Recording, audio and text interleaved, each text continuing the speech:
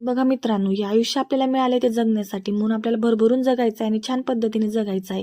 कारण कसं आहे ना, आयुष्याला वन्स मोर नावाची गोष्ट नसते कधी. आणि हे जे आयुष्य आहे ते आपलं टेम्परवारी नॉट अ परमनंट.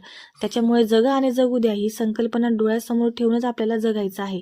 तर नमस्कार मित्रांनो, मी धुळेकर कविता पाटील पुन्हा एका नवीन ब्लॉगमध्ये तुमचं मनापासून स्वागत करत आहे. या ठिकाणी आमची निर्विना रिक्षाची वाट बघत बसली होती आणि त्याच्यानंतर ती गेल्यानंतर मला बाकीचं रुटीन सुचतं बरं का.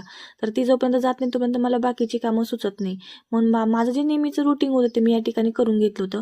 कधी कधी ह्या नेहमीच्या रुटीनला पण माणूस बोर होऊन जातो. पण एक असतं ना की नाही, याच्यामुळे आपलं पुढचं भविष्य घडणार आहे. त्याच्यामुळे हे बोर झालेलं लाईफ पण आपल्याला जगावं लागतं. तर या ठिकाणी घरी आल्यानंतर आमच्या निरूचं पाहिलं मी, नाही तर तिचं काही ना काही कांड सुरू होते घरी. तर खूप काही ना काही कारनामे करत होती. तर सगळेजण तिला वैतागून गेले होते. पण म्हटलं जाऊ दे, तिला मग मी इग्नोर केलं आणि त्याच्यानंतर मम्मीने आणली होती घारी.